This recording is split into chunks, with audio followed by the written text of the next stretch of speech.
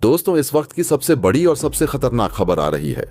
Bangladesh border पर भारत का अब तक का सबसे बड़ा सैन्य एक्शन हुआ है। इसे देखते हुए ढाका में हड़कंप मच चुका है। तीनों सेना प्रमुखों की इमरजेंसी मीटिंग बुलाई गई है। बांग्लादेश बॉर्डर पर भारतीय सेना की तरफ से लगातार चल रहे एक के बाद एक बड़े एक्शन के बीच इस वक्त की सबसे बड़ी खबर, सबसे बड़ी बिग ब्रेकिंग न्यूज निकल कर आ रही है। इस खबर के सामने आने के साथ ही मोहम्मद यूनुस बौखला चुके हैं।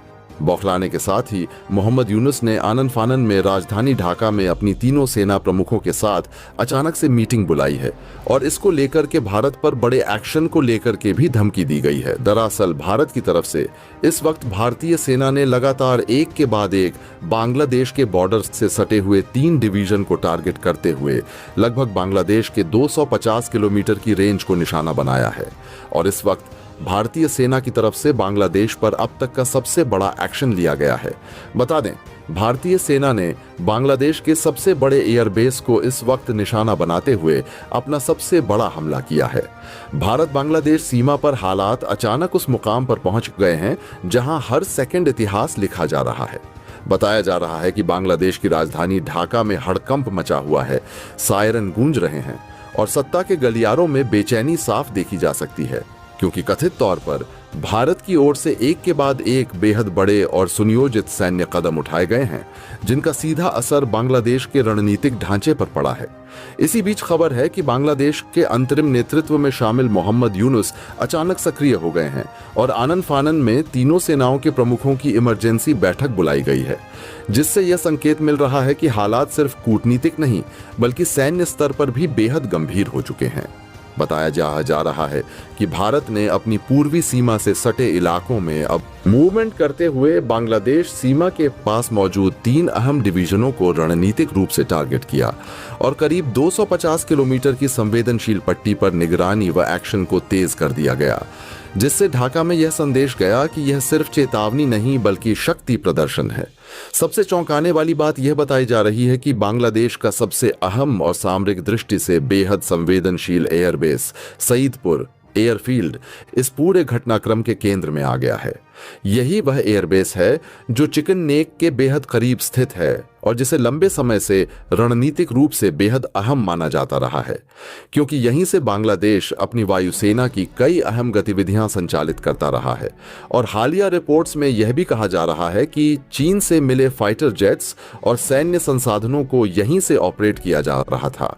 अब इसी पृष्ठभूमि में यह दावा किया जा रहा है कि भारतीय सेना ने हाई प्रिसिजन ड्रोन ऑपरेशंस के जरिए इस एयरबेस को निशाना बनाया, जिससे वहां मौजूद सैन्य ढांचे को भारी नुकसान पहुंचा और पूरे बांग्लादेश में अफरा तफरी मच गई। हालात ऐसे बताए जा रहे हैं मानो ढाका को इस स्तर के एक्शन की बिल्कुल उम्मीद नहीं थी और यही वजह है कि अचानक इमरजेंसी मीटिंग, कड़े बयान और भारत को लेकर तीखी प्रतिक्रिया सामने आने लगी है। बता दें, बांग्लादेश का सबसे ताकतवर एयरबेस जिसे सैदपुर एयरफील्ड कहा जाता है और इस एयरफील्ड को बांग्लादेश पहले मिलिट्री यूज के लिए और इसके बाद बीच में सिविलियन यूज के लिए, लेकिन इस वक्त बांग्लादेश इस पर अपने मिलिट्री कैंपेन और पूरी की पूरी एयरफोर्स का जखीरा इस्तेमाल कर रहा था। और इस वक्त भारतीय सेना की तरफ से इस पर बहुत बड़ा एक्शन लिया गया है। भारत ने एक के बाद एक कई ड्रोन अटैक करते हुए इन 3 डिवीजन को टारगेट करते हुए बांग्लादेश के इस सबसे बड़े एयरबेस को इस वक्त ध्वस्त किया है।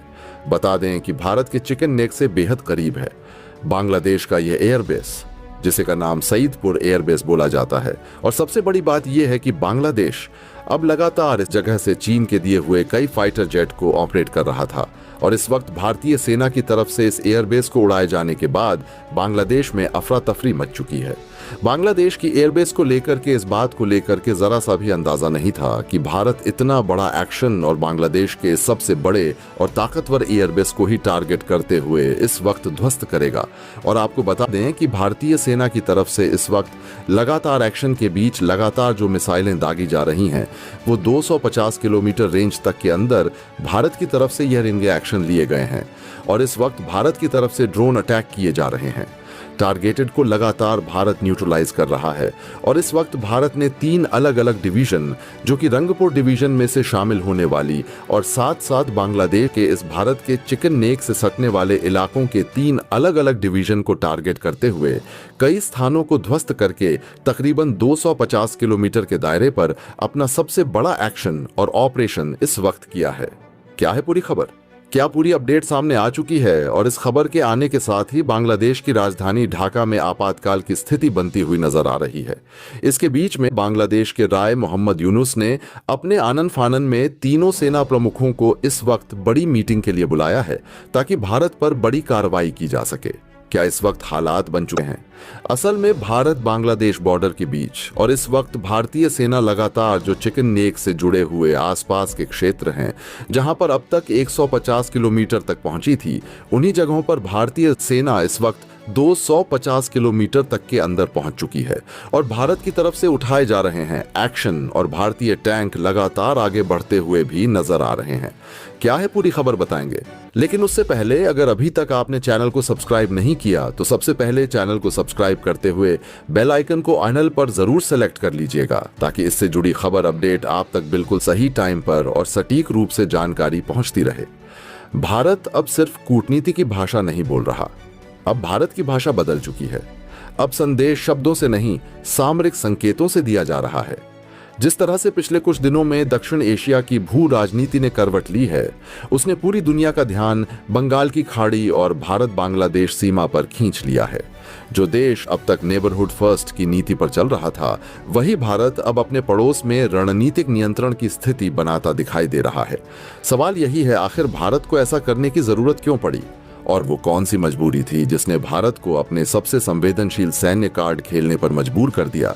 दरअसल कहानी की जड़ें बांग्लादेश के भीतर पनप रहे उस अस्थिर माहौल से जुड़ी हैं जिसे भारत काफी समय से नजरअंदाज करता आ रहा था। लेकिन जब रिपोर्ट्स सामने आईं कि बांग्लादेश के कुछ इलाकों में हिंदू अल्पसंख्यकों को निशाना बनाया जा रहा है, धार्मिक हिंसा बढ़ रही है और कुछ कट्टरपंथी गुट सीमा के पास सक्रिय हो चुके हैं, तब भारत के लिए चुप रहना रणनीतिक आत्महत्या जैसा होता।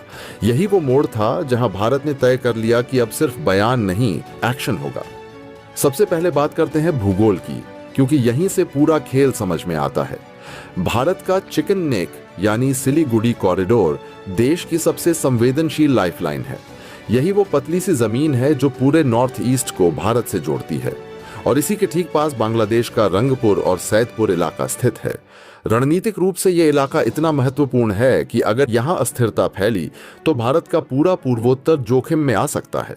अब तक बांग्लादेश को भरोसा था कि भारत उसे 3 तरफ से भले घेर ले, लेकिन बंगाल की खाड़ी का रास्ता हमेशा खुला रहेगा। यही उसकी सबसे बड़ी सामरिक ढाल थी। लेकिन यहीं पर कहानी पलटती है।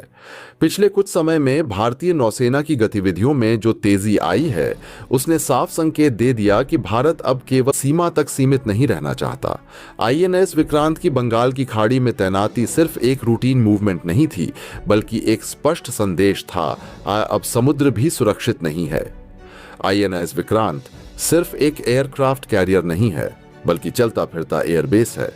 इसके डेक से उड़ने वाले फाइटर जेट, इसकी रडार रेंज और इसकी एयर डिफेंस कैपेबिलिटी पूरे बंगाल की खाड़ी को भारत के कंट्रोल में लाने के लिए काफी हैं।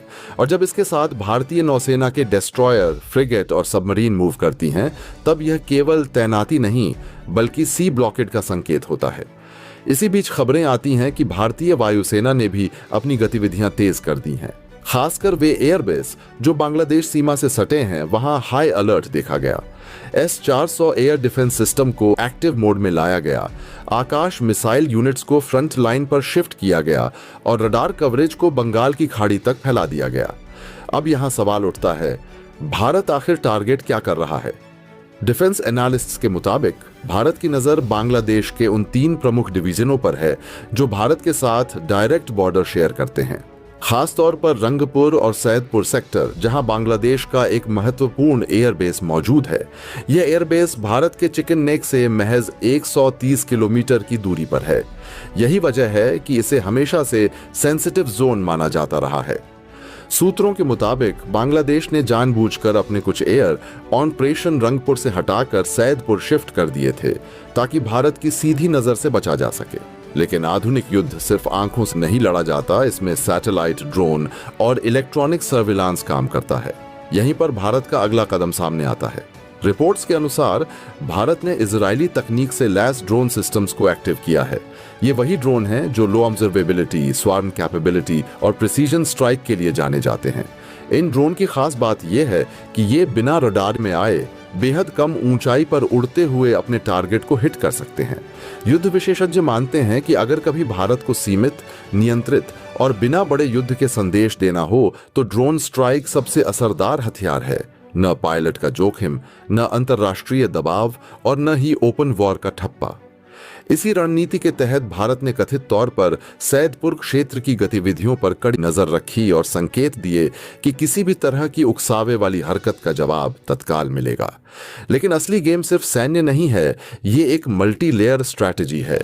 पहली लेयर सैन्य दबाव, दूसरी लेयर मनोवैज्ञानिक दबाव, तीसरी लेयर कूटनीतिक संदेश और चौथी लेयर आंतरिक अस्थिरता को रोकना।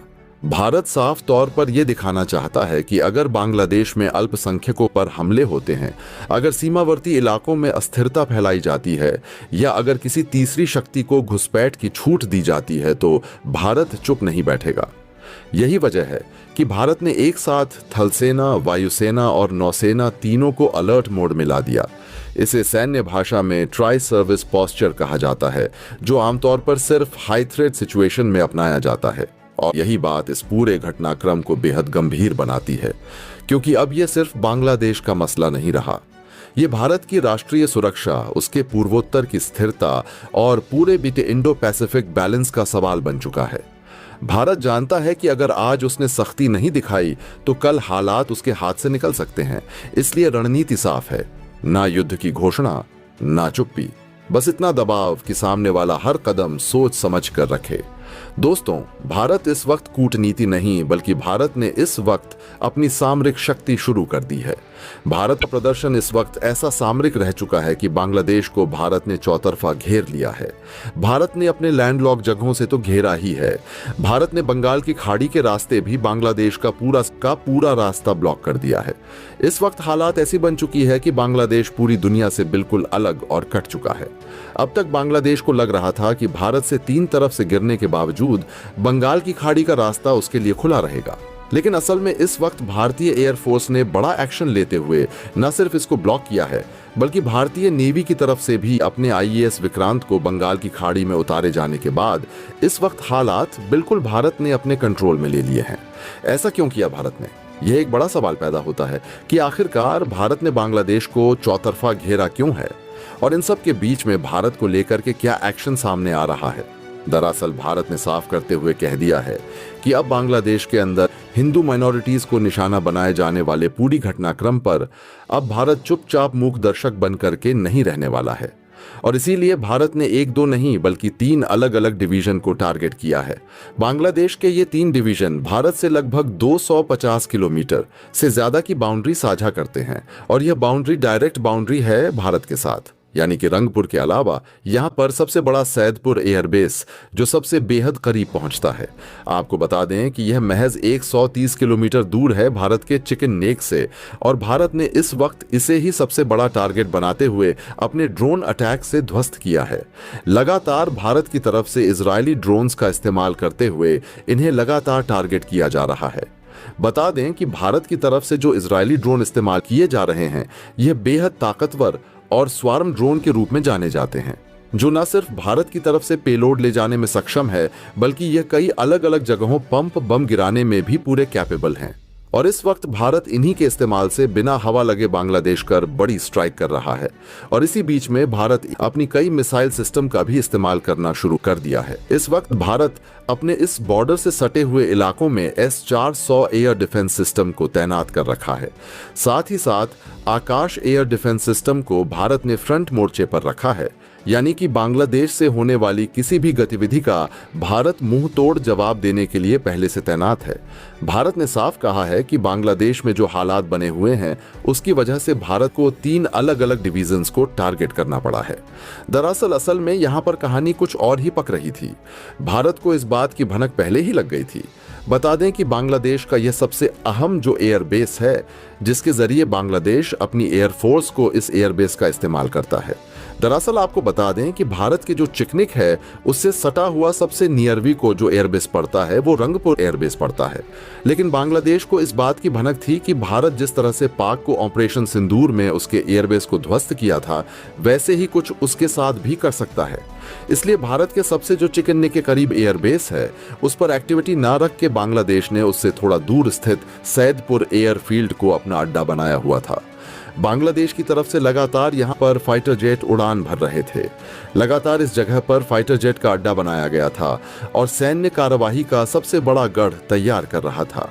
बांग्लादेश लगातार यहां पर अपनी न सिर्फ सैन्य कार्रवाई बल्कि बांग्लादेश के जखीरे यहां पर मौजूद थे।